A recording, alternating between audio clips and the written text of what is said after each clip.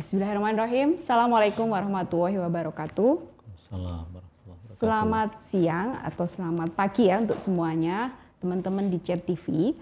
Kita ketemu lagi di acara podcast Chat TV yang akan menghadirkan narasumber tamu-tamu kita yang akan memberikan inspirasi untuk kita terkait dengan profil atau mungkin isu-isu terbaru yang nanti akan kita kita diskusikan ya, kita ngobrol gitu, apa sih sebenarnya yang bisa kita perbuat ya, atau mungkin apa saja yang bisa dikerjakan di lingkungan kita maupun untuk negara kita misalnya seperti itu, atau untuk umat. Baik teman-teman, hari ini kita kedatangan tamu dari KPAI atau Komisi Perlindungan Anak Indonesia. Beliau sudah hadir di sini. Beliau ini nama lengkapnya adalah Bapak Dr. Jasa Putra S.Phil MPD. Nama lengkap dan gelarnya saya bisa panggil Pak atau Bang, atau kalau Mas nggak mungkin ya, karena bukan orang Jawa gitu. Saya mungkin panggilnya Bang Jasra juga ya, karena beliau juga aktivis gitu. Jadi biasanya kalau di aktivis biasa dipanggil Bang gitu. Nah ini kita nanti akan berbincang Bang Jasra, Pak Jasra, untuk terkait dengan ini temanya teman-teman meminta untuk perlindungan anak Indonesia dari zat adiktif. Kita tahu di bulan ini hari keluarga ya, hari keluarga, kemudian nanti di tanggal 30 kita hari tanpa tembakau sedunia. Nah ini kalau di Muhammadiyah sendiri, Aisyah juga ada bagaimana penguatan keluarga. Sebelum masuk ke situ Bang Jasra, biasanya kita ngobrolnya tentang profil. Nah dulu Bang Jasra kan dari Padang ya, Padang kemudian sampai ke sini, kemudian kenapa kemudian aktif di perlindungan anak, mungkin bisa diceritakan sedikit gitu terkait dengan itu. Terima kasih Mbak Rosita, pendengar Chat TV ITB Ahmad Dahlan. Terkait profil saya sebetulnya tertarik dengan isu anak ini sejak dari semester 1 ya di IAIN Imam Bonjol Padang, di mana saya aktif di Majelis Kesejahteraan Sosial Masyarakat, waktu itu MKKM ya. MKKM. Itu di kampus itu ya? Ini di Muhammadiyah. Oh, di Muhammadiyah. Dan waktu itu juga mengelola program anak jalanan gitu ya di Kota Padang. Oh, iya. Yang dimana waktu itu dibiayai oleh Islam Development Bank gitu ya, IDB waktu itu. IDB tahun ya? 2000 sampai 2002 gitu ya. Nah, saya mendatangi anak-anak nelayan miskin kota itu. Karena dulu dana BOS kan masih terbatas ya, maka melalui skema proyek ini kita membantu membayarkan, kemudian juga melakukan asesmen kepada anak gitu ya. Dan itu menjadi ketertarikan saya juga gitu ya untuk terkait isu anak. Nah yang kedua, saya juga ketua umum wilayah Ikatan Remaja Muhammadiyah Sumatera Barat. IRM kalau dulu ya. IRM dulu tahun 2000 2002 juga yang juga mengurus anak gitu ya. Kan usia anak itu kan, usia pelajar gitu ya. Dan dari situlah ketertarikan bagaimana sesungguhnya bahwa bicara dunia anak ini memang dunia yang asik gitu ya. Dan ketika berinteraksi dan nyambung dengan apa yang mereka pikirkan, apa yang mereka rasakan, itu mereka senang ya untuk curhat, ngobrol dan seterusnya. Nah setelah tamat 2005 saya merantau 2006 ke Jakarta. Nah di Jakarta saya juga aktif di pusat kegiatan belajar masyarakat ya, milik ranting Muhammadiyah Kayu Manis Matraman. Nah di PKBM ini saya juga ngajar anak-anak putus sekolah gitu. Tapi malam-malam biasanya karena sebagian mereka waktu itu masih bekerja. Kejar paket itu ya? Ya kejar paket A, B, C gitu ya. Nah selanjutnya saya juga aktif di PP Pemuda 2006 itu juga mengelola ada beberapa program, misalnya pendampingan pemuda wajib belajar 9 tahun gitu, ada di Bogor, ada di NTT gitu. dan juga ya di isu anak gitu ya. Nah, sampai saya juga aktif di forum Panti Asuhan Muhammadiyah Aisyah, forum Panti Nasionalnya, yang juga di isu anak. Jadi panjang ya, jadi dan emang sudah sangat lama. nggak terputus gitu ya, nggak terputus, tetap berinteraksi dengan isu anak. Ya, isu anak. Ini berarti memang secara struktural juga terlihat ya, dari awal di Padang itu juga udah strukturalnya di Muhammadiyah atau IRM juga ya, IRM ke pemuda dan seterusnya, dan itu isunya anak terus ya. Anak terus sampai hari ini di Majelis Pembinaan Kesejahteraan Sosial MPKS, kan saya wakil ketua, ya juga ya mengurus isu anak juga gitu, salah satunya. Ya betul, memang ini isu yang sangat strategis dan tidak ada yang menolak ya, tidak ada yang menolak. Nah, kita mungkin masuk ke menceruk ke isu yang terbaru ya, Bang Jasra. Ini kan kita juga sama-sama tahu terkait dengan RUU yang sedang, RUU Kesehatan, terkait dengan bagaimana RUU ini ada nuansa anaknya atau tidak, seperti itu. Bagaimana nuansa perlindungan anaknya atau tidak, dan kita kaitkan dengan zat adiktif. Dalam hal ini mungkin kalau anak lebih ke rokok ya, walaupun ada anak jalanan itu yang pakai lem atau apa gitu ya, dan lain sebagainya. Nah, bagaimana pandangan Bang Jasra sebagai wakil ketua KPAI ya, beliau sekarang ada wakil ketua KPAI. Ya, sebetulnya kan Indonesia tidak kalah dengan negara lain dalam hal sudah meratifikasi Konvensi Hak Anak ya. Melalui keputusan Presiden tahun 90 gitu ya, dan kita bersetuju dengan negara yang meratifikasi terkait bagaimana perlindungan anak secara internasional dalam konteks Indonesia. Dan regulasi kita baik di Undang-Undang Dasar, Undang-Undang Perlindungan Anak gitu ya, juga menyatakan hal seperti itu ya, bagaimana komitmen negara sebagai tanggung jawab pertama ya untuk memastikan generasi bangsa ini bisa tumbuh dan berkembang secara baik, secara optimal, dan termasuk juga bagaimana pemenuhan haknya, baik itu hak kesehatan, pendidikan, waktu luang bermain dan seterusnya gitu ya. Nah, namun tentu komitmen ini tentu harus dibarengi dengan keseriusan yang maksimal, terutama di isu kesehatan gitu ya. Kebetulan saya dari 5 klaster perlindungan anak itu saya pengampu di bidang kesehatan dan kesejahteraan gitu ya. Dan kita sedang konsen bicara soal zat adiktif gitu ya, di mana negara hari ini tentu berperang dengan industri candu, baik itu rokok, narkoba, judi online gitu ya, kemudian pornografi gitu ya.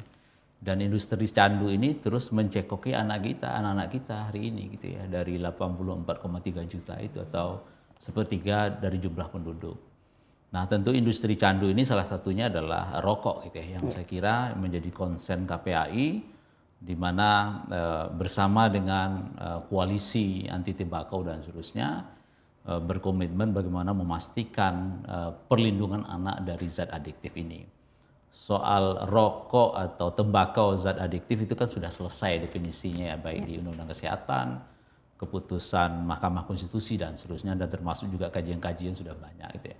Tinggal lagi bagaimana memastikan komitmen negara di satu sisi melindungi anak, tapi di sisi lain negara juga berpikir soal industri gitu ya. Jadi saya melihat ada kementerian yang mengurusi industri, yang kita berharap tentu sejalan dengan kementerian yang membidangi tentang anak gitu ya. Karena negara ini kan harus memastikan masa depan generasinya. Nah, hari ini salah satu bentuk komitmen itu kita juga mengawal ya RUU Kesehatan atau Omnibus Law RUU Kesehatan. Kita sudah bentuk Pokja gitu ya, dan di mana anggota Pokja ini ada akademisi Mbak Rosita juga masuk di situ, kemudian dari pemerintah dan termasuk juga aktivis anak. Dan memang di RUU Kesehatan ini setelah kita lakukan kajian, banyak hal yang satu terkait perspektif anaknya perlu dilihat lebih utuh gitu ya, karena ini metode omnibus ini kan cuplikan dari beberapa undang-undang ya. Kalau nggak salah ada 13 undang-undang yang dicuplik gitu ya. Nah, kita sudah mengidentifikasi baik itu terkait, karena definisi anak itu kan 0 sampai 18 tahun, termasuk anak dalam kandungan, kita harus memastikan bahwa definisi setiap orang dalam RUU ini termasuk anak dalam kandungan gitu ya. Dan juga memastikan bagaimana negara juga memastikan kesehatan anak yang ibu hamil dan seterusnya gitu. Nah, yang kedua kita juga harus memastikan isu soal di dalam RUU ini soal screening gitu ya. Karena di luar negeri itu kan kalau kita lihat ibu hamil kalau misalnya hasil screening pertamanya ada potensi anak disabilitas gitu, itu kan bisa diberikan pilihan apakah itu dilanjutkan kehamilan atau tidak. Nah, ini saya kira satu hal yang positif di RUU ini yang perlu kita pastikan. Tinggal lagi bagaimana memastikan infrastruktur layanan kesehatan kita harus tersebar di seluruh Indonesia gitu. Nah, isu lain yang juga nggak kalah penting yaitu terkait zat adiktif ya di pasal 154 ya. 154. Nah, kita sebetulnya mendorong di DIM yang ada itu tetap seperti itu gitu ya, di mana zat adiktif di pasal 154 itu ada narkotika, kemudian ada psikotropika ya, kemudian ada tembakau gitu, atau rokok ya. Nah tentu dan bahkan kita juga dorong karena berbagai macam kajian gitu ya, di mana pengaruh iklan merupakan hal yang sangat besar baik anak memulai atau bertahan merokok. Juga kita dorong dalam RUU ini bagaimana ada satu pasal terkait larangan iklan, promosi dan sponsor rokok gitu.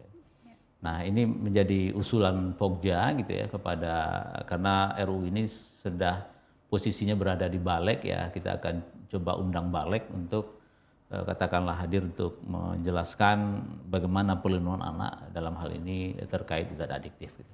Oke, baik, itu kayaknya sudah jelas ya bagaimana tahap-tahapan kita berjuang atau bagaimana kita mengadvokasi itu. Kalau boleh cerita sedikit nih, Manjasra, terkait dengan advokasi anak terutama anak-anak di orang miskin ya, terutama teman-teman yang ada di bawah, pendapatannya di bawah. Itu ada pengalaman enggak di KPAI, misal kasus kemarin gitu ya, atau kasus misal anak yang memang kecanduan rokok seperti Aldi misal kemarin itu ada kasus enggak kemudian dia tidak punya secara dana atau kemudian tidak ada yang mendampingi sama sekali atau bagaimana kendala-kendalanya atau strategi apa yang dilakukan oleh teman-teman KPAI ketika terjadi semacam itu, karena tadi kan oke lah, kalau kita lihat ya kalau dari prevalensi perokok itu kan hampir 60-70% perokok baik itu dewasa maupun anak-anak. Nanti anak-anak kan ada di 30%-nya seperti itu. Ada nggak kasus yang mungkin agak atau berapa banyak kasusnya gitu? Iya, jadi kasus-kasus anak berhadapan dengan hukum kita melihat pasti paketnya mulai dari rokok, kemudian narkoba, terakhir seksual. Jadi satu kasus ini ketiga ya menjadi paketan gitu ya. Artinya setelah kita lihat lebih jauh gitu ya, jadi ketika anak berhadapan dengan hukum ini kan nanti kan para pihak bertanggung jawab ya, ada pihak kepolisian atau pihak hukum, kemudian ada pekerja sosial, ada psikolog, ada orang tua gitu ya, ada bapas dan seterusnya. Ini kan akan mendalami kenapa peristiwa itu terjadi gitu ya. Dan paketan ini tentu ini harus diselesaikan ya. Selagi industri candu ini tidak diselesaikan, maka potensi anak terpapar ya terkait narkoba, kemudian zat adiktif lainnya, termasuk juga kekerasan seksual dan seterusnya gitu ya. Ini akan menjadi pekerjaan-pekerjaan rumah bagi negara ini jika industrinya tidak diselesaikan, kemudian keluarga juga diabaikan gitu misalnya. Karena kalau di mandat Undang-Undang Perlindungan Anak itu sebetulnya yang bertanggung jawab itu kan orang tua yang pertama dan utama. Nah, namun di Undang-Undang Perlindungan Anak itu juga baru kalau kita lihat bagaimana situasi pengasuhan itu kan beragam, tidak seragam gitu ya. Nah, keberagaman pengasuhan inilah yang saya kira perlu intervensi spesifik oleh pemerintah dan pemerintah daerah untuk mengurai persoalan-persoalan keluarga. Karena kalau persoalan keluarga ini kuat, harmonis, kemudian ada memahami bagaimana hak anak dan cara berkomunikasi dengan anak, saya kira sekitar 80 atau 85% persoalan anak yang tidak kita inginkan atau masuk ke klaster 5 itu bisa diselesaikan. Gitu. Tapi kalau persoalan keluarga ini tidak tertangani, ya maka dia akan anak itu akan berhadapan dengan hukum, kemudian dia terpapar dengan HIV/AIDS, ya, terpapar dengan industri rokok, ya, terpapar dengan dengan pornografi, terorisme, ya, sebagaimana di pasal perlindungan khusus anak itu, gitu ya. Nah, jadi pengalaman-pengalaman kita dalam mengadvokasi kasus-kasus ini memang pada akhirnya kita lihat lebih komprehensif, gitu ya. Termasuk juga yang terbaru kasus AG ya di Jakarta. Awalnya kan publik karena tidak tahu, ya, akhirnya marah kepada AG, ya, kenapa menyaksikan situasi kekerasan dan seterusnya. Tapi setelah kita dalami, AG juga orang yang rentan, yang tentu perlu dibantu juga, gitu ya. Bagaimana seorang anak ini dipastikan dia mendapatkan haknya sebagaimana anak yang lain, gitu ya. Nah, saya kira edukasi ini perlu kita sampaikan, gitu, agar publik tidak menghakimi anak, gitu. Karena kesalahan anak itu tentu bukan harus semata-mata karena dia, dan tentu siapa yang banyak berinvestasi ke dia, gitu ya. Apakah lingkungan atau mungkin keluarga yang tidak hadir, gitu ya. Kemudian atau mungkin dunia pendidikan selama ini asik dengan bisnis prosesnya. Tidak itu melihat juga menjadi catatan. Bagaimana situasi anak di keluarga, situasi anak di media sosial, gitu ya. Nah, oleh sebab itu tentu ini penting, gitu ya. Maka dalam komponen sistem perlindungan anak itu ada orang tua, ada keluarga, ada pemerintah dan pemerintah daerah, tentu di samping bertanggung jawab punya kepentingan, gitu ya, terkait bagaimana memastikan generasi bangsa ini menjadi generasi yang membanggakan, gitu ya. Nah, sementara masyarakat juga sama, gitu ya, dunia kampus, lembaga-lembaga perlindungan anak, ormas dan seterusnya juga punya tanggung jawab untuk memastikan bahwa setiap anak itu adalah anak kita, gitu ya. Walaupun dalam definisi biologis tidak, ya, tapi hari ini penting, ya, paradigma baru yang kita kembangkan, 84,3 juta ini bagaimana memastikan seluruh rakyat Indonesia memantau anak-anak kita dimanapun berada dan memastikan mereka tetap terlindungi. Gitu. Ya, betul. Nah, ini tadi ada hubungannya dengan pemerintah daerah, pemerintah pusat, bagaimana pemerintah mengintervensi, ya, keluarga. Kalau kata kuncinya ada keluarga. Kalau selama ini berarti program pemerintah, kalau kita mau mencari efektivitas, ya, mengukur efektivitas, program pemerintah baik pusat atau daerah belum efektif, ya. Bisa dibilang seperti itu? Atau bagaimana? Iya, memang di evaluasi KPAI itu pengawasan kita itu kan pakai sistem building approach, gitu ya. Jadi kita mengukur misalnya dari sisi regulasi, apakah tersedia nggak regulasi baik pusat maupun daerah, gitu ya. Jika itu tersedia, maka kita lihat nanti bagaimana implementasi di program dan anggaran, gitu ya. Kadangkala menurut kajian kita di sistem informasi monitoring evaluasi KPAI yang diisi oleh Pemda, baik daerah maupun provinsi dan termasuk juga KL, memang anggaran child protection itu kecil, nggak sampai 1% di APBD itu. Dan bahkan kemarin tidak sampai 1%. Nggak sampai 1%. Padahal di RBCM, di RBCM untuk bukan di pemenuhan, ya. Kalau di pemenuhan misalnya pendidikan, kesehatan itu mungkin triliunan, gitu ya. Tapi child protection yang dimana di situ ada Dinas Pemberdayaan Perempuan Perlindungan Anak, ya mereka nggak sampai 1% ya APBD. Dan bahkan ada informasi dalam salah satu daerah dia punya anggaran 100 juta dengan anak yang ribuan, gitu ya. Untuk tidak 1 tahun. Seimbang, ya. Tidak seimbang. Jadi maka saya lihat harus dari sisi politik kebijakan anggaran ini harus berorientasi kepada kepentingan anak, gitu ya. Jangan sampai kita salah kebijakan terkait penganggaran, gitu ya. Nah, kemudian evaluasi lain juga kita lihat dari sisi dukungan aparatur SDM, gitu ya. Misalnya kita sedang melakukan pengawasan tahun ini terkait dispensasi kawin anak. Ya. Dispensasi kawin anak. Nah, salah satunya yang kita datang adalah Pengadilan Agama. Nah, saya kemarin datang di Kabupaten Malang yang juga menjadi tertinggi di Jawa Timur. Gitu. Itu kita temukan bahwa betapa pentingnya hakim, ya, dilatih bagaimana memahami dan mengerti terkait perlindungan anak, baik itu undang-undangnya, regulasinya, dan seterusnya. Dan termasuk juga di sana karena sudah ada Perma 5 ya tahun 2019 tentang tata cara mengadili dispensasi kawin, ya salah satunya bagaimana mendengarkan suara anak gitu ya. Yang mereka dinikahkan itu jangan sampai karena ini paksaan orang tua gitu ya, lalu anak ini dinikahkan gitu ya. Nah jadi dukungan aparatur itu penting gitu ya, untuk memastikan agar program prioritas nasional itu bisa jalan, karena kan ada 4 program prioritas nasional itu. Satu, penurunan angka perkawinan anak, pencegahan penurunan pekerja anak, penurunan kekerasan, dan memastikan atau meningkatkan peran orang tua dalam pengasuhan gitu ya. Nah, yang terakhir kita juga evaluasi soal layanan kasus gitu ya. Nah, kita melihat ini catatan tebal gitu ya. Selama ini mungkin terkait pelaku ya dalam kekerasan terhadap anak, mungkin negara dengan aturan yang ada dan putusan yang ada sudah maksimal ya. Bahkan ada dalam Undang-Undang Perlindungan Anak itu hukuman maksimal itu bisa hukuman mati ya. Itu artinya tersedia gitu ya. Nah, namun terkait korban, nah ini belum terlalu maksimal perhatian kita, terutama rehabilitasinya. Kita 2018 data kita mencoba melakukan pengawasan kepada 23 lembaga rehab yang dimiliki oleh Pemda. Itu hampir 60% rehabilitasi anak korban itu kan nggak tuntas. Nah, ya alasannya klasik ya, soal anggaran, soal keterbatasan SDM, soal SOP yang hanya 6 bulan dan seterusnya. Padahal mereka ini kan ibarat sebuah pembangunan, katakanlah jalan ya atau tol gitu ya.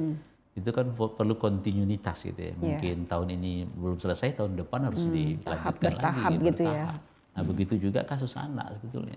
Kalau kita serahkan kepada keluarganya lagi ya, kalau keluarganya itu mampu ya mungkin bisa melanjutkan rehabnya. Tapi kalau keluarga itu miskin dan tidak memahami dan mengerti bagaimana mengasuh anak gitu ya, ya saya kira situasinya semakin dalam, di mana anak-anak kita yang korban itu tidak tuntas rehabilitasinya. Gitu.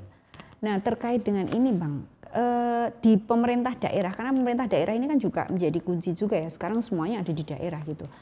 Ada lembaga khusus tidak kalau di daerah ini yang kemudian, kalau saya ya sebagai ibu-ibu kadang di lingkungan rumah atau di sekolah aja ada, ini ada kasus, lapornya kemana dan lain sebagainya. Bahkan kalau orang-orang yang uneducated gitu ya, tidak punya pendidikan, nggak punya jaringan dan lain sebagainya, itu bagaimana harusnya mereka melapor? Apakah ada hotline-nya atau seperti apa? Seolah-olah pemerintah daerah ini lepas tangan ya. Bahkan mungkin sudah ada forum pun hanya formalitas atau seperti apa gitu. Iya, jadi kalau infrastruktur daerah kan sudah tersedia ya terkait pusat pelaporan ya terkait anak. Ada namanya unit pemberdayaan perempuan pelindungan anak UPP P2TP2A gitu ya. Dan bahkan ini sudah menjadi UPT beberapa daerah, sudah ada sekitar 300-an ya, nggak salah. Itu sudah ada UPT-nya. Tapi itu efektif ya? Nah, itu infrastrukturnya. Nah, terkait efektivitasnya, memang lembaga layanan daerah ini dalam kajian kita belum menjadi idola bagi keluarga untuk melapor gitu ya. Itu. Karena pertama mungkin kurang sosialisasi sosialisasinya kurang, kemudian aksesnya kadang-kadang jauh ya. Apalagi kita bayangkan misalnya kemarin itu Malang itu kan ada 33 kecamatan kalau nggak salah. Kabupaten ya? Kabupaten berarti itu yang Batu, daerah 2,9 jutaan gitu ya. Dan bahkan informasi dari Kemenak menyatakan jarak satu kecamatan itu 100 kilo ke kabupaten, ke ibu kota kabupaten. Nah ini kan nggak mudah. Kalau nggak jemput bola, maka korban ini kan nggak bakal datang gitu. Apalagi keluarga-keluarga yang memiliki keterbatasan ekonomi. Gitu ya. Betul. Nah saya kira UPT ini inovasinya kan harus dikembangkan gitu ya. Karena lembaga ini sangat dibutuhkan bagi korban dan apalagi itu korban kekerasan ya, baik fisik, psikis, seksual dan penelantaran gitu ya. Dan bahkan kalau bisa di masing-masing kecamatan itu ada katakanlah petugas-petugas yang bisa menjemput bola gitu ya, terkait kasus-kasus itu. Nah yang kedua ada juga lembaga Puspaga gitu ya, pusat pendidikan keluarga gitu ya. Yang saya kira ini bisa berfungsi bagi keluarga-keluarga yang mau belajar terkait bagaimana mengelola, memanage keluarga gitu ya, dan termasuk juga cara berkomunikasi dengan anak dan seterusnya. Saya kira lembaga ini bisa didatangi, tapi lagi-lagi belum jadi idola gitu ya. Iya, betul. Belum Jadi ini jadi tantangan bagi daerah, apalagi dalam situasi transisi pandemi ini yang saya kira sudah mungkin 3 tahun ini kita sibuk menyelesaikan COVID ya, dan ini sudah saya kira sudah selesai gitu ya. Tentu kita kembali berorientasi melihat kepentingan anak-anak kita dimanapun berada ya, dan termasuk juga daerah tentu punya kepentingan bagaimana generasi di daerah itu memang betul-betul generasi yang kuat, yang membanggakan gitu ya, generasi yang tentu akan menggantikan peran-peran penting ya, di daerah tersebut. Ya, betul. Nah, kalau terkait itu, saya sempat juga pernah berdiskusi dengan teman-teman di Kemenkes terkait dengan UBM. UBM itu klinik berhenti merokok itu. Kan adanya di puskesmas juga. Di puskesmas, dan itu juga sebenarnya tidak terlalu efektif. Kalau menurut Bang Jasra mungkin nggak itu digandengkan? Dalam artian kan puskesmas itu tidak hanya di kecamatan ya, tetapi ada di tingkat, bahkan ada yang di tingkat kelurahan. Kelurahan juga ada puskesmasnya seperti itu, atau bahkan di tingkat, kalau seperti itu secara regulasi mungkin tidak gitu. Karena kalau puskesmas itu kan melayani juga di tingkat kelurahan gitu. Ya, Dan dekat gitu. Ya, saya kira UBM ini kan hal yang dinanti oleh anak-anak kita yang udah mulai kecanduan merokok ya. Makanya kan ketika Pak Gubernur DKI menyampaikan akan mencabut KJP plus bagi anak perokok gitu ya, saya kira kan jangan sampai kebijakan ini menggarami lautan gitu ya. Artinya tujuan kita untuk memberhentikan anak untuk merokok ya nggak kecapai kalau rehabnya nggak selesai gitu ya. Yang UBM ini tentu perlu kita lihat sejauh mana efektivitasnya, dimanapun berada, apakah di tingkat kelurahan dan segala macam, gitu ya. Berapa banyak anak yang bisa terdampingi gitu ya, kasus-kasus tersebut. Ini kita bicara DKI ya, yang infrastrukturnya dan anggarannya besar gitu ya, yang komplit lah SDM-nya gitu ya. Misalnya ketika saya hadir kemarin di acara Citayam Fashion Week yang rame-rame itu kan saya temukan anak-anak merokok di situ semua. Nah, di mana UBM itu gitu.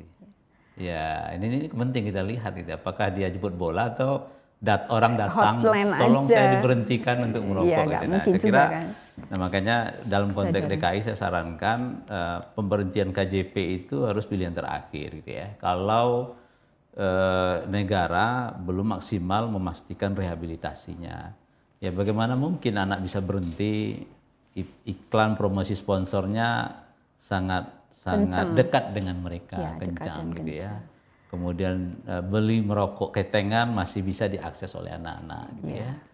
Kemudian orang tuanya masih perokok gitu ya. Jadi makanya saya sampaikan ke Pak PLT, ya ini adalah pilihan terakhir, jangan sampai nanti anaknya diputus KJP-nya, sekolahnya berhenti, kemudian dia mengalami katakanlah situasi perlindungan khusus yang lebih dalam gitu, bisa jadi putus sekolah, kemudian dia mungkin ke narkoba dan seterusnya gitu ya. Jadi penting ya kita lihat isu hulunya sehingga kita tidak melihat isu populer saja gitu ya.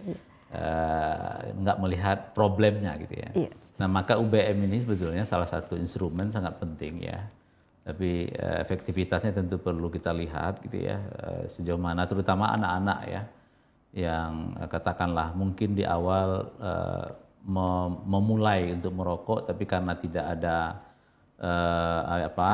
saluran pemberhentian yang efektif, akhirnya kan dia menjadi candu gitu ya.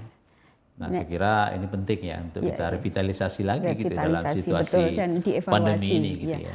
Maksud saya tadi loh, laporan, pusat laporan tadi di daerah bisa nggak digandengkan dengan UBM itu? Artinya kan itu bersama-sama dan saling berkelindan gitu. Ya, tapi walaupun itu antar kementerian ya. Ya, sebetulnya dalam konteks kabupaten kota layak anak seharusnya bisa. Bisa kan? Ya, karena kan dari 24 indikator itu kan salah satunya kan diukurnya itu adalah soal KTR gitu ya. Kawasan tanpa rokok.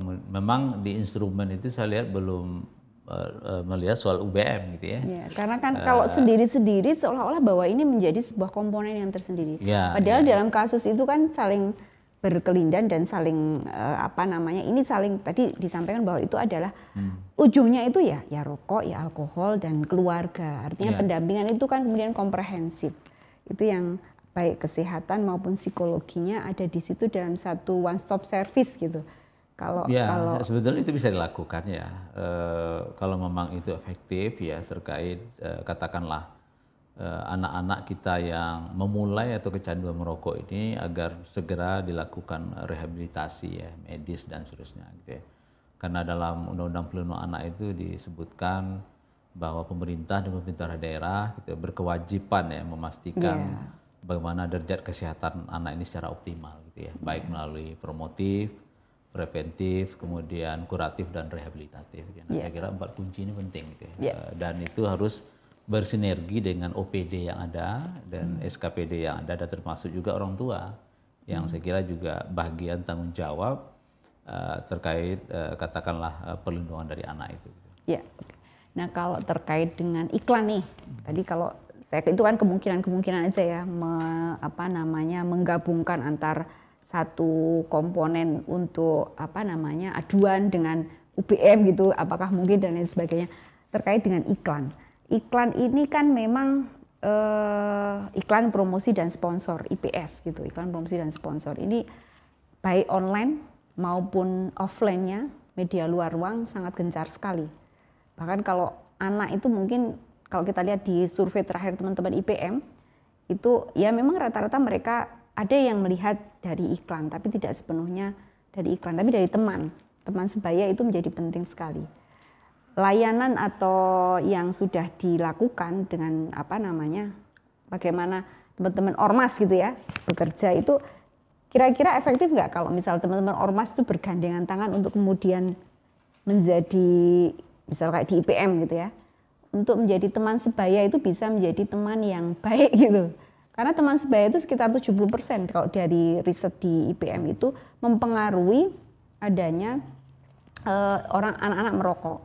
Kalau iklan itu juga sekitar 60%. Nah, kalau teman sebaya juga bisa dipangkas, kemudian iklan juga bisa dikendalikan atau di stop. Artinya kan kita sudah mengurangi itu ya. Bang Jasra sudah mengurangi itu. Nah, bagaimana menurut teman-teman KPAI yang mungkin waktu itu juga pernah bertempur dengan industri terkait dengan iklan ini dan sponsor gitu. Apakah masih mungkin gitu kalau iklan dan sponsor ini juga bisa disuarakan lagi untuk di stop gitu. Baik itu di tingkat pusat, misal di tingkat pusat ini tidak bisa, apakah mungkin di tingkat daerah seperti apa? Dengan KTR dan lain sebagainya. Atau dengan ormas tadi, ormas dalam artian teman-teman di lembaga teman-teman di organisasi pemuda ya, misal kayak IPM, kemudian NU juga punya, di organisasi yang lain pemuda juga ada, tuh mungkin tidak gitu dengan itu? Iya, sebetulnya mungkin ya, karena kalau kita lihat dari regulasi, gitu, misalnya target RPJMN kita gitu, menurunkan perokok anak itu dari 9,1 ke 5,4 seharusnya, tapi kemudian naik jadi 8,7. Rencananya kan menjadi 8,7 ya, di 2024 gitu ya. Dan itu kan ada peraturan presidennya RPJMN itu. Nah, kemudian kedua ada juga perpres terkait kabupaten kota layak anak gitu ya. Dan itu juga diatur soal KTR gitu ya. Dari 24 indikator KLA itu. Nah, kemudian yang lain juga PP 109 gitu ya. Yang mau direvisi ya. Sampai hari ini kan masih berlaku gitu ya. Jadi dari sisi regulasi ya sudah tersedia. Sudah gitu ada ya. ya. Tinggal lagi bagaimana implementasi kan. Penyakit di negara kita ini kan susah implementasi ya. Nah, implementasi dan termasuk juga melakukan pengawasan gitu ya. Law enforcement. Dan saya kira dalam Undang-Undang Perlindungan Anak masyarakat juga punya peran penting gitu ya. Baik itu masyarakat yang dalam bentuk ormas atau lembaga perlindungan anak atau dalam komunitas-komunitas lainnya yang peduli pada anak ini kan perlu didorong gitu ya. Dan sekecil apapun peran itu sangat penting ya bagi perlindungan anak kita gitu ya. Apalagi kita sudah bisa melihat problem anak merokok itu di mana kan sudah kelihatan gitu ya. Mulai dari IPS, mulai dari keluarga yang juga rentan gitu ya. Mulai dari dari lingkungan yang katakanlah tidak mendukung gitu ya. Dan termasuk juga dunia pendidikan yang kadangkala mengalami situasi-situasi yang tidak mudah gitu ya. Nah, maka peran-peran ini perlu kita optimalkan kembali, kita perlu berkolaborasi karena bicara anak itu bukan soal KPAI saja menyelesaikan, tapi juga di sana ada keluarga, ada orang tua, ada pemerintah dan pemerintah daerah, ada masyarakat yang juga luas gitu ya. Yang sekira komponen sistem ini kan perlu bergerak secara bersama gitu ya. Nah, di sisi lain juga kita berharap tentu dengan RUU Kesehatan ini kan ada harapan baru bagi anak-anak kita gitu ya, terkait iklan, promosi dan sponsor itu ya kalau dalam rekomendasi KPAI kan zero toleran gitu ya. Dan kita sudah sampaikan juga ke DPR waktu itu termasuk di RUU penyiaran gitu ya. Kita juga sampaikan gitu ya bagaimana memastikan iklan, promosi dan sponsor ini memang betul-betul diatur gitu ya. Apalagi hari ini dengan rezim pembatasan kemudian ditambah lagi katakanlah media-media baru gitu ya, media sosial gitu itu sangat longgar sekali gitu ya, di mana industri memanfaatkan iklannya itu untuk menyasar anak-anak gitu ya, bahkan pada influencer pun sendiri juga sambil wawancara merokok gitu ya, atau mungkin ada rokok elektrik yang ditaruh di atas meja dan seterusnya gitu ya. Nah, saya kira sudah menjadi ini ya, habit. Tantangan-tantangan yang kita tidak mudah, tapi saya optimis ya kalau memang negara ini serius untuk katakanlah mengendalikan industri ini gitu ya, tentu generasi bangsa ini bisa terselamatkan. Tapi kalau tidak ya tentu kita akan mengalami situasi yang katakanlah bonus demografi tahun 2045 itu yang menjadi masalah bagi kita gitu bencana ya, bencana dan bahkan demografi. bisa bencana gitu ya. Karena mereka mungkin tumbuh hidup, anak-anak yang hari ini kita lindungi 15 atau 20 tahun yang akan datang mungkin dia tumbuh dan seterusnya, tapi ya tumbuh dan kembangnya itu tidak sesuai dengan harapan katakanlah harapan negara. Jadi negara sendiri sebetulnya kehilangan kesempatan gitu ya, terkait generasi bangsa yang memiliki daya saing nasional maupun internasional gitu ya. Jadi kita berharap apa yang menjadi cita-cita bangsa ini tentu bisa diwujudkan, tapi prasyaratnya itu memastikan bagaimana pemenuhan anak, ya pemenuhan itu bicara soal ada hak sipil dan kebebasan, ada bicara keluarga, ada pengasuhan alternatif, bicara soal kesehatan dan kesejahteraan anak, bicara pendidikan, waktu luang budaya dan agama, kemudian perlindungan kalau dia menjadi korban gitu di klaster perlindungan khusus anak gitu ya. Ini kan harus diselesaikan gitu ya, termasuk juga soal komitmen anggaran gitu ya, harus menjadi penting gitu ya, menjadi perhatian negara. Ya, kalau boleh tanya nih Bang, bisa nggak ingat apa nggak ya data kategori kasus di KPAI itu ada berapa gitu, misal kasus-kasusnya, kemudian dalam setiap kasus itu dalam 2023 saja itu berapa dalam satu kali kasus itu secara nasional kalau boleh? Iya, kalau 2022 kemarin kan kita menerima aduan itu sekitar 5.000 ya. 5.000 kasus. Itu total ya semuanya? Ya. Kita menyebut pelanggaran hak anak itu ya. Mulai dari klaster 1 sampai klaster 5. Dan yang paling tinggi memang kasus kekerasan ya.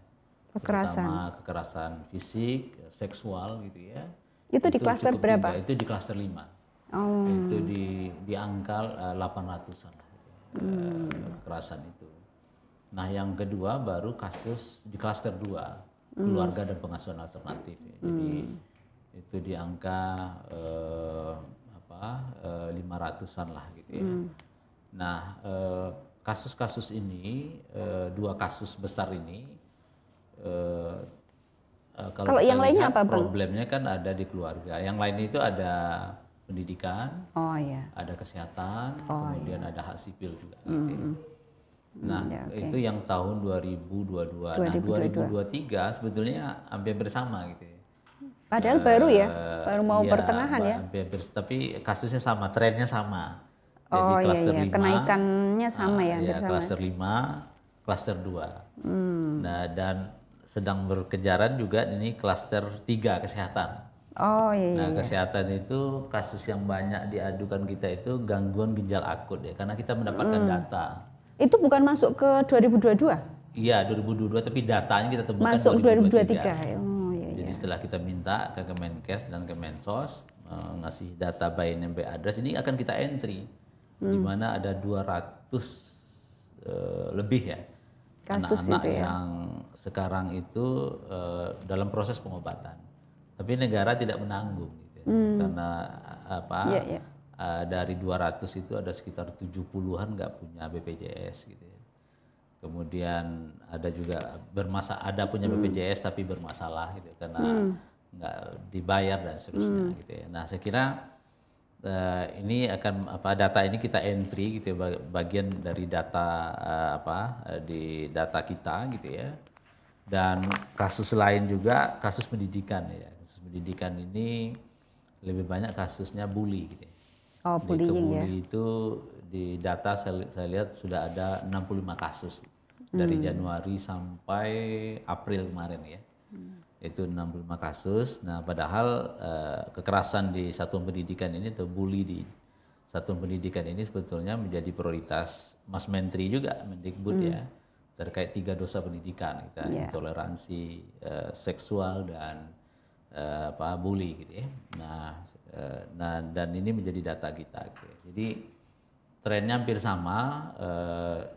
Sekarang angkanya itu sudah di angka sekitar 400-an aduan lah ya, karena sudah hampir pertengahan tahun ya. Iya, Jadi biasanya itu akan menjadi ribuan gitu ya. Iya, di akhir tahun di ya. akhir tahun.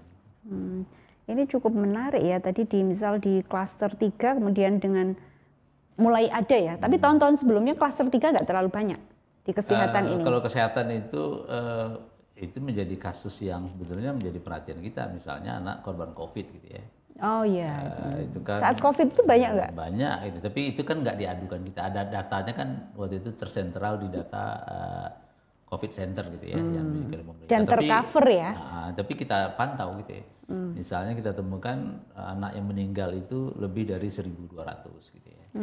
Kemudian ditambah lagi anak yang terpapar itu lebih dari 800.000 gitu ya. Jadi data itu kita dapatkan, sudah diklasifikasi gitu ya. Dan itu menjadi data laporan kita gitu ya. Artinya data laporan yang lain, tapi itu menjadi highlight kita gitu ya. Tapi tidak merupakan data aduan gitu ya. Karena kalau yang ini kan bermasalah ya, dan negara tidak kemudian turut campur atau bertanggung jawab, itu yang menjadi poin gitu kan. Jadi kalau ya, karena kan ada juga diadukan oleh masyarakat juga ya terkait kasus gangguan ginjal akut ya, itu dilaporkan di mana. Jadi bukan keluarganya yang melaporkan? Keluarga melaporkan ke kita. Ada sekitar 3 keluarga di Jakarta gitu ya. Mereka tidak mendapatkan pelayanan kesehatan yang maksimal. Gitu ya. Kemudian beberapa item pengobatan tidak ditanggung gitu ya. Padahal di awal pemerintah menyatakan akan mengcover, menanggung gitu ya. Jadi kita melihat tidak ada standarisasi terkait kasus ini gitu, penyelesaiannya gitu ya.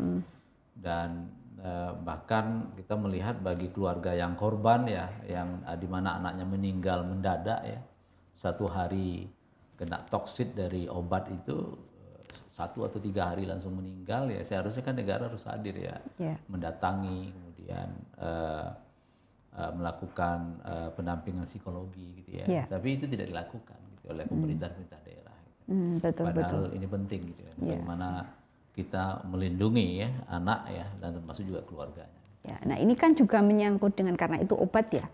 Kalau mungkin pelayanan mungkin lebih pada rumah sakitnya, itu juga corporate. Obat ini juga kan industri juga gitu.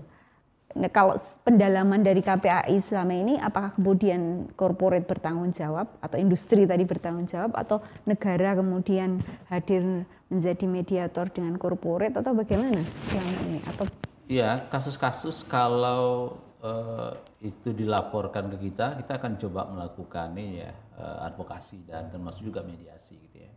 Kalau memang para pihak mau memediasi, tapi kasus-kasus yang kita lihat di masyarakat ya, di mana ketika ada orang tua melawan korporat gitu ya, pada akhirnya dia kalah. Mungkin tahap awal aja dia menyampaikan dugaan apakah ada malpraktek dan seterusnya gitu ya. Tapi untuk langkah selanjutnya keluarga ya, katakanlah apalagi keluarga yang keterbatasan semua hal gitu ya, ekonomi dan seterusnya, tentu dia sulit melawan korporatnya. Nah, kita punya harapan sebetulnya di RUU Kesehatan ini ya, bisa dijerat gitu ya, walaupun itu ditentang oleh organisasi dan profesi gitu ya. Tapi setidaknya ini menjadi alarm positif bagi perlindungan anak kita gitu ya, yang dimana kasus-kasusnya banyak ya dilaporkan kita, kasus anak yang jantungnya bocor, kemudian terlambat ditangani oleh rumah sakit gitu ya. Tidak punya BPJS dengan alasan keterbatasan tempat tidur dan seterusnya gitu ya, terbatasan SDM gitu ya, dan nggak punya BPJS gitu ya. Nah, hal-hal seperti ini kan kita berharap di RUU Kesehatan ini kan harus diatur secara tegas gitu ya. Karena anak-anak ini kan bukan seperti orang dewasa yang bisa melakukan penuntutan secara hukum gitu ya, karena mereka secara bukan subjek mandiri hukum gitu ya. Dan orang tuanya dengan keterbatasan tadi ya tentu sulit untuk melawan korporat gitu, atau melawan profesi yang sangat kuat itu. Iya, iya, betul. Kalau di Undang-Undang Perlindungan Anak, apakah sudah muncul ya yang terkait dengan ini, anak di bawah umur, kemudian misal kasus jantung bocor ini kan dari dia ketika lahir baru terindikasi bahwa dia jantung bocor. Apalagi kemudian kasus-kasus kalau kita lihat mereka dari orang tua yang tidak mampu, akhirnya kemudian masyarakat lagi yang bergerak gotong royong, kemudian berdonasi dan lain sebagainya. Nah, ini kalau seperti itu apakah bisa dikatakan, karena ini bukan ini ya, bukan sebuah kekerasan atau apa. Jadi kalau di perlindungan anak ada ininya nggak di Undang-Undang Perlindungan Anak? Di Undang-Undang Perlindungan Anak itu kan di pasal 40 ya, 44 itu kan ada mandat disebutkan bahwa pemerintah dan pemerintah daerah berkewajiban ya memastikan derajat kesehatan optimal bagi setiap anak. Nah, jika keluarga tidak mampu, maka pemerintah dan pemerintah daerah mengambil tanggung jawab gitu ya. Itu sudah dibunyikan jelas di ya. situ ya, baik melalui promotif, preventif, kuratif dan rehabilitatif gitu ya. Nah, nanti secara teknisnya kan diatur di Undang-Undang Kesehatan gitu ya. Nah, cuman ya kasus-kasus yang kita temukan seperti itu gitu, di mana misalnya anak yang terlambat ditangani kasus jantung bocor, kemudian anak yang khitanan massal di mana alat vitalnya terpotong, terbakar ya, karena alat yang tidak sesuai dengan standarnya gitu ya. Kemudian kita juga menyaksikan di mana anak-anak kita di pemberitaan ya hampir setiap hari keracunan gitu ya, keracunan makanan gitu ya.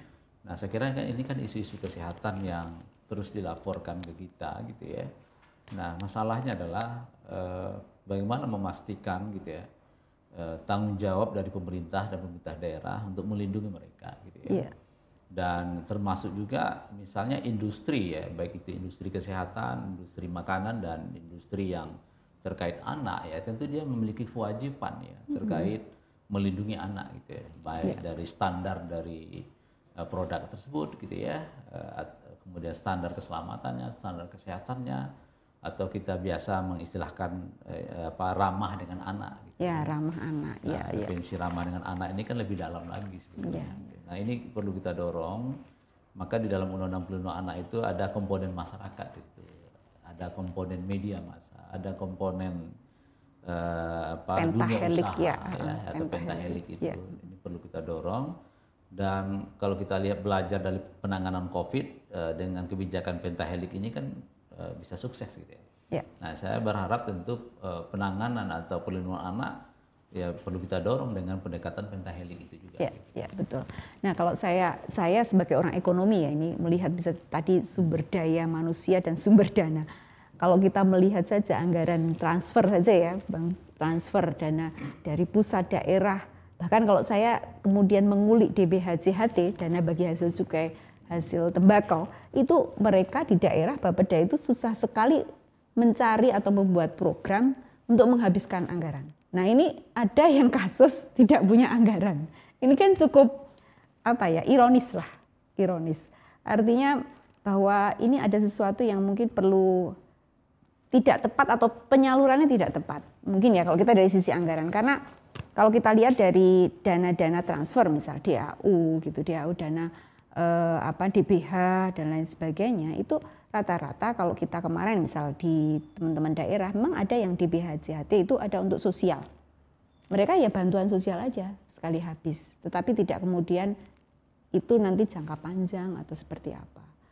Nah, itu yang kemudian mungkin perlu teman-teman di KPAI juga dan teman-teman di yang fokus di perlindungan anak mungkin menyuarakan juga terkait dengan anggaran-anggaran tersebut ya. Bagaimana anggaran ini tidak hanya untuk, kalau bahasa di aset ya, aset itu harus untuk aset kalau saya baca buku ini, aset tidak kemudian hanya based on income. Misal penerimaan ini harus habis, tetapi bagaimana itu harus memberikan tidak hanya memberikan hanya untuk bantuan saja sekali habis, tapi untuk aset. Itu yang mungkin perlu dipikirkan karena anak-anak juga investasi, gitu kan, investasi. Orang miskin diberikan bantuan sekali habis, tapi kalau dia diberikan investasi, ukuran investasi aset, dia akan jangka panjang. Nah, investasi bisa kesehatan, bisa investasi yang berupa fisik gitu kan. Investasi kesehatan itu mungkin jadi kata kunci Bang untuk di sini perlindungan anak ini, terutama untuk sumber daya ini di pemerintah pusat dan daerah. Menurut Bang Jasra bagaimana di perspektif dari teman-teman? Ya, ini kan teman-teman UNICEF bersama lembaga ekonomi UI ya kalau nggak salah sedang melakukan kajian ya dengan Kemenq terkait anggaran anak gitu ya, yang tersebar di 6 kementerian dan lembaga dan pemerintah daerah. Sejauh mana efektivitas dan efisiensinya, kemudian termasuk juga akuntabilitasnya. Yeah. Nah, saya nanti diundang untuk memberikan masukan gitu ya terkait diseminasi dari hasil kajian ini gitu ya, hasil dan beberapa daerah mereka coba piloting ya. Nah, catatan kita pertama, kalau bicara anggaran terkait anak, sebetulnya kalau kita lihat di kementerian lembaga itu sudah ada gitu ya. Anggaran pendidikan itu kan bahkan triliunan gitu ya. Pendidikan tapi ya itu ya. 20% APBN Yeah, gitu ya. Tapi pendidikan juga masuk di situ belanja pegawai gitu ya. Artinya tidak hanya program untuk top pendidikan. Yeah. Apalagi terdistribusi misalnya dengan sekolah kedinasan dan seterusnya gitu ya. Kemudian kita bicara misalnya anggaran hak sipil ya yang ada di Dirjen Dukcapil gitu. Anggarannya besar juga gitu. Tapi catatan kita ternyata masih ada sekitar 3% ya dalam RPJMN kita yang dimana di tahun 2024 ini menjadi 100% gitu ya. Anak-anak yang belum memperoleh akte kelahiran 3% itu banyak jutaan gitu ya. Karena dari 83 juta kan. Nah, kemudian bicara soal kesehatan anggaran besar gitu ya. Tapi masih kita temukan kasus-kasus di mana anak yang penerima iuran ya yang ditanggung oleh negara gitu ya. PBI ya. PBI yang mereka tidak katakanlah nggak aktif gitu ya kartu BPJS-nya gitu ya. Atau mereka juga tidak terdaftar di situ gitu ya karena memang kuotanya sudah dibatasi dan seterusnya gitu ya. Dan itu menjadi aduan yang masuk ke kita gitu di mana keluarga-keluarga yang mengalami kesulitan terkait katakanlah akses dari BPJS itu gitu. Nah, kemudian bicara anggaran keluarga gitu, itu banyak lagi gitu. Bicara soal parenting gitu ya. Parenting skill yang salah satu upaya hulu, gerakan hulu yang kita lakukan, termasuk juga program-program yang didorong oleh Kemenak ya, ada kursus Cantin itu ya. gitu, Ya. Cantin ya. Jadi cukup banyak, tapi problem-problem mesti kita temukan gitu ya. Iya. Yang dimana ketika klaster 1 dan 4 ini kan klaster pemenuhan. Iya. Kalau klaster pemenuhan ini gagal, maka dia lari ke klaster 5 gitu. Betul. Anak kita mengalami situasi-situasi turbulensi yang mengalami kekerasan, putus sekolah, HIV/AIDS dan seterusnya. Gitu ya. Nah pertanyaan saya, anggaran yang ratusan triliun itu sudah efektif nggak untuk anak kita? Jangan-jangan bukan untuk anak gitu, untuk orang dewasa. Nah, ini kan perlu dilihat, perlu apakah sudah efektif, dan termasuk juga karena kita negara sudah membentuk forum anak, apakah mereka sudah diminta pendapatnya terkait budget yang dialokasikan untuk mereka, gitu ya. Artinya berbagai macam program itu. Gitu ya. Nah saya kira ini penting gitu ya, karena misalnya bicara soal stunting gitu ya, ada informasi yang kita dapatkan dari Kemenkyu misalnya, dari triliunan anggaran stunting itu dibangun misalnya untuk pagar puskesmas, gitu ya. Itu kan nggak nyambung. Kan? Atau ada juga dugaan kita di korupsi gitu ya, atau mungkin dialihkan ke anggaran lain yang itu bukan diperuntukkan di sana. Jadi saya kira ini perlu dilihat lebih jauh gitu ya, seberapa efektif dan efisienkah politik anggaran kita terkait anak pada hari ini gitu ya. Termasuk juga di APBD gitu ya. Karena tadi saya sampaikan ya, kalau bicara child protection itu nggak sampai 1% di APBD gitu ya. Anggaran dinas pemberdayaan perempuan perlindungan anak itu ya anggaran di mana sisa-sisa anggaran setelah dibagi dengan dinas lain. Ya. Jadi setelah dibagi baru ini ada sisa nih, ini untuk dinas ya. Kalau sisanya banyak nggak apa-apa, tapi yang namanya anggaran sisa kan nggak banyak biasanya. Nah saya kira ini perlu komitmen kita gitu ya, baik di pusat maupun daerah, apalagi ini kan jelang pemilu ya. Dan nanti ada pilkada serentak ya, saya kira ini harus menjadi komitmen semua calon gitu ya, baik itu calon presiden, calon legislatif, DPD, dan nanti kepala daerah gitu ya, terkait memastikan program dan anggaran. Kalau programnya ada, mulai nggak disupport dengan anggaran atau nggak disupport dengan SDM atau sumber daya tadi, ya saya kira dia menjadi puisi gitu ya. Ya cita-cita saja ya, di angan-angan. Iya betul. Nah ini penting juga karena memang tadi yang disampaikan Bang Jatra juga ya, bahwa anggaran untuk apa stunting malah jadi pagar. Banyak juga itu yang saya pernah ngisi di daerah, itu kok stempel apa namanya, kursinya kok stempelnya anggaran di BHJHT dan stunting ya Bu gitu. Nah, itu artinya kan yang penting terserap gitu kan, pemerintah daerah itu yang penting terserap, dan ini menjadi koreksi bersama mungkin ya, menjadi koreksi bersama. Kita mengancangkan supaya di RPJMN prevalensi perokok turun, misal seperti itu. Anggaran untuk sumber daya manusianya rendah, seperti apa itu. Kemudian terkait dengan tadi promosi, preventif, kuratif, itu rata-rata memang kemudian di kuratif, promosi dan preventifnya tidak banyak. Jadi anggaran untuk edukasi dan lain sebagainya tidak banyak. Itu juga mungkin perlu disuarakan, dan ini mumpung mau pemilu ya Bang ya. Jadi perlu kita suarakan bersama-sama pada para calon nih ya, calon pemimpin. Dan mungkin satu lagi, saya juga pernah dapat cerita dari mahasiswa saya yang juga kebetulan di sini kan ada sarjana desa. Dia cari itu sekretaris desa. Ceritanya, saya tuh di desa saya tidak ada yang stunting Bu, tetapi ketika input data tiba-tiba muncul ada yang stunting. Nah, itu kan masalah data juga. Masalah data karena kalau ada yang stunting dia dapat bantuan. Masalah bantuan juga. Ini anak kemudian bukan betul-betul menjadi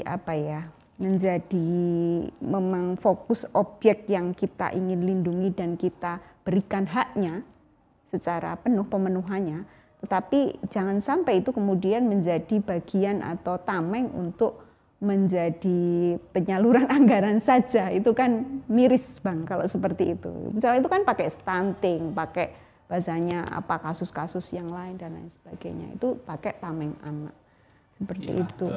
Saya kira ini kan perlu kontrol kita bersama ya.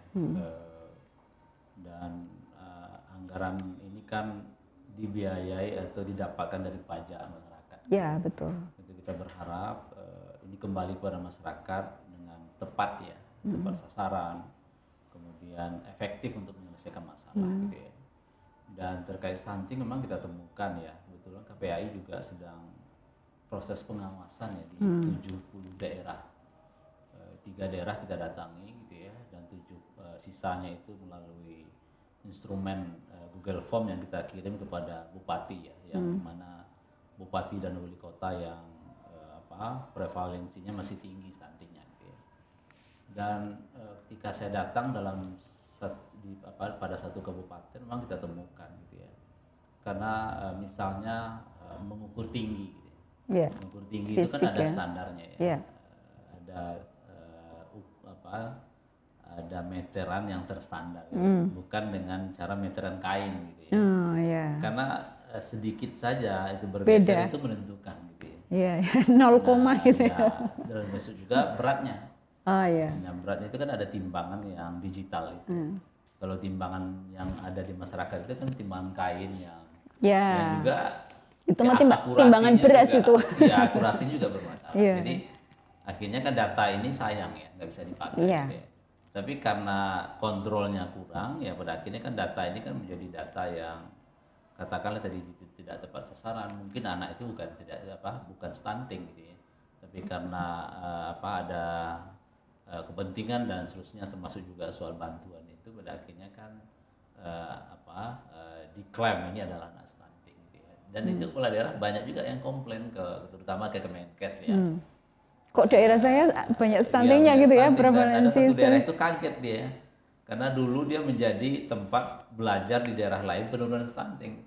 Nah, saat ini dalam kajian datanya Kemenkes dan survei yang dilakukan, ternyata dengan indikator yang ada tentunya, ternyata daerah itu prevalensi stuntingnya tinggi. Di atas standarnya WHO kan, WHO kan 20% ya. Dan dulu di beberapa tahun yang lalu dia di bawah standar WHO itu. Nah, saya kira mungkin saja ya soal problem data tadi, atau mungkin saja memang pemerintah daerah selama 3 tahun ini banyak menyelesaikan persoalan COVID gitu ya. Bukan persoalan bagaimana memastikan stunting, gizi dan sebagainya gitu ya, sumber-sumber makanan dan seterusnya gitu ya. Jadi dan termasuk juga salah satu variabel stunting ini kan soal isu pengasuhan gitu ya.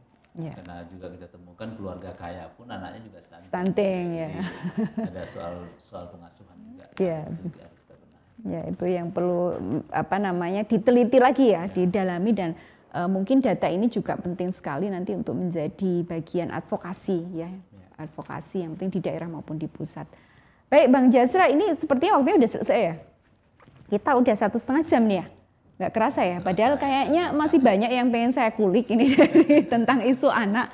Karena kayaknya banyak sekali yang mau kita bincangkan terkait dengan anak gitu ya. Karena kayaknya nggak habis-habisnya terkait dengan anak, dan anak itu selalu menjadi objek serta menjadi bumper, tapi menjadi harusnya kita menjadikan objek ya, subjek ya, harusnya menjadikan subjek, tapi saat ini menjadi objek. Nah, itu menjadi PR, dan mungkin nanti kita lanjut ya teman-teman untuk bisa diskusi lagi. Bang Jasra ini selalu ada di media-media yang lebih populer gitu ya, tadi juga barusan di interview, dan mungkin untuk teman-teman yang tahu di sekitarnya ada kasus dan lain sebagainya, mungkin langsung bisa menyampaikan kasus tersebut dan ikut mengadvokasi di lingkungan teman-teman. Terutama ini ada beberapa juga mahasiswa saya yang kadang juga curhat di lingkungan saya seperti ini. Di daerah ada ya, di daerah ada untuk menyampaikan itu. Baik misal tidak tahu ini di ke KPAI juga bisa. Ke KPAI langsung bisa. Melalui media Media sosial bisa. Atau di hotline kita juga. Hotline ada. Atau mungkin nanti bisa tanya langsung sekarang di searching aja KPAI, kemudian nanti ada hotline-nya langsung bisa disampaikan. Nah, silahkan teman-teman yang sudah berpendidikan juga bisa mengadvokasi lingkungannya ya teman-teman. Baik, mungkin Bang Jasra itu saja. Terima kasih atas kehadirannya, terima kasih inspirasinya, dan semoga nanti lebih lanjut kita bisa berdiskusi lagi. Terima kasih teman-teman. Sekian. Assalamualaikum warahmatullahi wabarakatuh. Assalamualaikum.